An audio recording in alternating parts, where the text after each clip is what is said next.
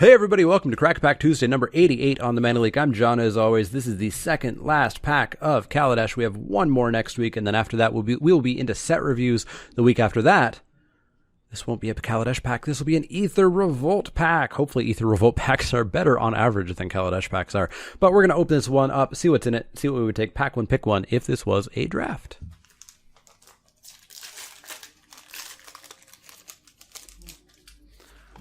Up first, we have ourselves a Demolish. 3 and a red for a sorcery. At common, it destroys target artifact or land. It's not good. It's slow because it's sorcery speed. It's 4 mana. It's land destruction, which is basically unplayable in limited unless it's super cheap, which it never, ever will ever be again, thankfully. Yeah, Demolish is a pure sideboard card and nowhere near a first pick. Up next is Knightsbridge Patrol. 1 and a white for a creature, dwarf soldier. It's a 1/1. Whenever another creature you control leaves the battlefield, not dies, but leaves the battlefield, put a +1/+1 counter on Knightsbridge Patrol. Yeah, I've seen this get out of control here or there, but I've seen it stay a 1/1 or a 2/2 way too often to really be all that great. I typically don't even play these, even if I'm in white. I certainly never first pick them. Next up is Hightide Hermit. Hightide Hermit is 4 and a blue for a creature crab. It's a 4/4. It's got Defender. You get 4 energy when it comes into play, and if you pay 2 energy, it can attack that turn as though it didn't have Defender. I like one of these guys in the big blue-green energy decks where you want a lot of energy because 4 is a ton. And if you have a 4/4 wall left behind, cool. That's going to buy you a lot of time unless your opponent's flying over your head. And then if you do have the energy to spare, it can attack pretty handily. I like Hightide Hermit, but it's not a high pick. It's mid pack at best, and even lower than that, I think. Certainly never a first pick. Up next is Built to Smash. Built to Smash is 1 single red mana for an instant target attacking creature. Very important. I think everybody knows that by now. Attacking creature gets +3/+3 until end of turn. If it's an artifact, it gets trample. It's fine. You know, if you're black-red aggro artifacts, this is going to win the game real fast. So you do want one of these, but you never ever first pick it. This is, again, mid at the highest, and really is more of a low mid to low pack pick. Up next is Appetite for the Unnatural, another card that's sideboardish. This, I think, is the most main deckable artifact hate. I think a lot of people give that to Fragmentize, and I just don't agree. I think the instant speed and the unconditional of this makes up for it being 3 mana.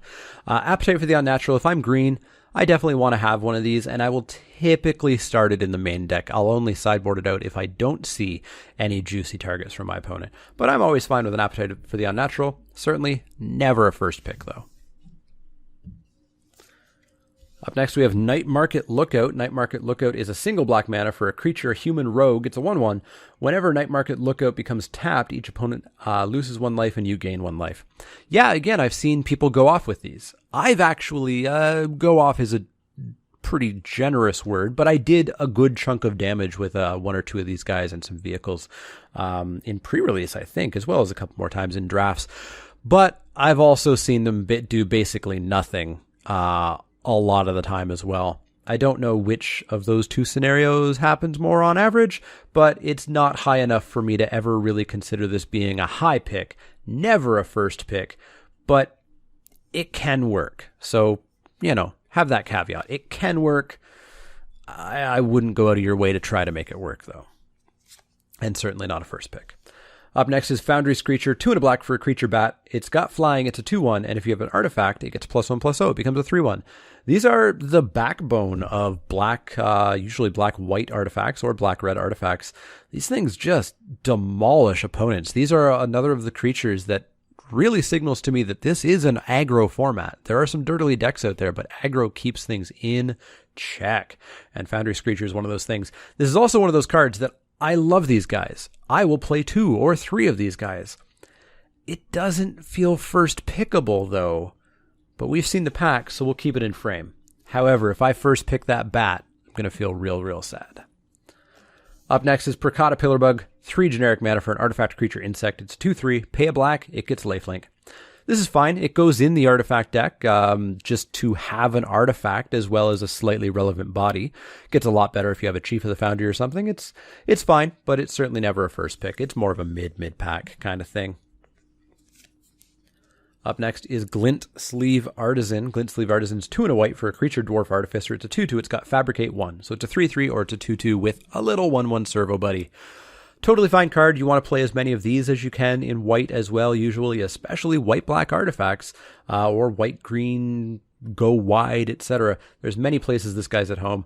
Again, just like the bat, there's something about these 3-drops where I want to play them. I want to play a bunch of them. I really don't want a pack where it's the first pick, but these are the 2 first picks for the moment. Let's see if the last common and then our uncommons can save us a bit. Accomplished Automaton is our last common, meaning we have 10 commons, so no foil here. Accomplished Automaton, 7 generic mana for a 5/7 Fabricate 1. So it's an it's a 6/8 or it's a 5/7 with a buddy. It's way too much. Even if you're discounting this with a Foundry Inspector, it's way, way, way, way too much. I'm never going to play them. I've never played them. I never will play them. I certainly will never first pick them. Our first uncommon is an experimental spoiler for what the next card is. Our first uncommon is a Contraband Kingpin, blue and black for a creature Etherborn Rogue. It's a 1/4 with lifelink. Whenever an artifact enters the battlefield under your control, scry 1. This is a fine card. I've seen people go off with it as well. If you can get counters on it, oh boy, then it becomes quite nice. But yeah, it's a fine card. I don't think it's one of the uncommons that I would first pick. It's not Cloudblazer. It's not some of the other ones. It's fine. It's good. It's good. Good. It's definitely good. I don't think I want to jump into these colors, though, first pickable, so I don't think I'd first pick a Contraband Kingpin. Well, as I spoiled, Experimental Aviator is our next card. 3 blue for a creature human artificer. It's an 0/3. It's got flying, and when it enters the battlefield, you get yourself 2 1/1 flying Thopters. I like Experimental Aviator a lot. If you're in blue and you have an Aviator, your draft is probably going pretty good. I would first pick it. I'm not sure if I'd first pick it over these 2 commons, though. We'll have to discuss that relatively soon. But it is a very good card, and if I'm in blue, I require this card. It's really solid. Those Thopters do a lot of work, and if you can recur this somehow, you're going to go to town for sure. So, Experimental Aviator. Our final uncommon is Brazen Scourge, 1 red for a creature gremlin, 3/3 with haste. Yeah, it's fine. Every red deck is going to want one of these. It's going to really end the games pretty quick. I like them quite a bit. I would consider first picking it as well. And our final card is a Metalwork Colossus. 11 mana for an artifact creature construct, not a golem. It's a 10/10, and it costs X less, where X is the converted mana cost of all of your non-creature artifacts, of which you don't typically play that many, so unfortunately it doesn't really go off that much. Sacrifice 2 artifacts, return it from your graveyard to your hand. I've tried to go off with Metalwork Colossus, and it's just never worked. It's really, really hard to pull off. I don't think it's something you want to try in Limited. I think it's much more a constructed thing. So we're looking at a relatively weak pack. Relatively weak. There was 0 removal in any way, shape, or form. Unless you want to call artifact removal, but it's not. So really we're looking at Foundry Screecher, Glint Sleeve Artisan, Experimental Aviator, and Brazen Scourge. 4 cards, 4 colors. This one's really close, and I don't think there's really a wrong answer here. I think the most raw power is probably just the Aviator. The Screecher's really close. I think this honestly comes down to personal preference. I think whatever colors you like is where you're going to lean. So for example, I am leaning somewhat heavily towards the Screecher over there, but I think I've got to go with Aviator for pure power, plus you can go blue-white, get some bounce, and just really take advantage of it. But I would not fault anybody with taking any of those cards. So let me know what you would have taken. I think this is one of the most interesting packs we've seen because it's bad without a clear, awesome card in it. So it's only bad in that there's no bomb. But there are 4 definitely pickable cards that are all pretty solid. So would you have taken the Aviator, the Artisan, the Scourge, the Screecher? Would you have tried to have gone off with the Colossus? Let me know in the comments below and in the poll in the top right-hand corner. As always, if you have any questions, comments, or suggestions, you can find me on Twitter at The Mana Leak. That's L-E-E-K, like the vegetable, not the card. You can also find me at facebook.com/The Mana Leak, twitch.tv/The Mana Leak. And if you want to help me out with the monies, you can go to patreon.com/The Mana Leak and become a backer.